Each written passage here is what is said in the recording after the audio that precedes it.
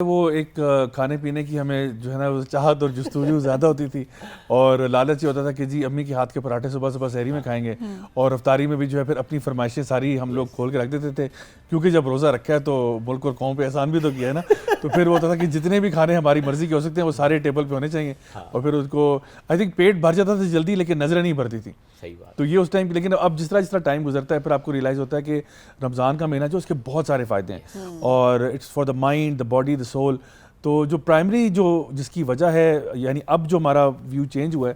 وہ یہ کہ اللہ تعالیٰ جو قرآن میں کہتے ہیں کہ یہ مہینہ اس لیے تمہارے اوپر بھیجا گیا تاکہ لعلکم تتقون، تاکہ تمہارے اندر تقویٰ آ جائے، یعنی تمہارے اندر خدا خوفی پیدا ہو جائے. یعنی پورے رمضان کے مہینے کہ شروع میں آپ اپنے آپ کو ویلیویٹ کریں اور اینڈ میں ویلیویٹ کریں. اگر تو آپ کو لگتا ہے کہ اس مہینے کے بعد آپ اللہ سے زیادہ قریب ہو گئے اور آپ نے کچھ برائیاں چھوڑ دی ہوئی ہیں، آپ کے اندر شخصیت میں کچھ نکھار آ گیا، تو الحمدللہ اس کا مطلب یہ ہے کہ آپ کا رمضان اچھا گزرا اور آپ نے اس کا اصل مقصد پا لیا. اگر وہ تقویٰ نہیں آیا تو اس کا مطلب ہے کہ ہمارا ابھی بڑا کام باقی ہے. اور اسی کے ساتھ ساتھ یہ کہ ویسے تو بینیفٹس بہت سارے ہیں، یعنی اگر آپ یہ بات کریں کہ مائنڈ میں کیا بینیفٹس ہوتے ہیں اور باڈی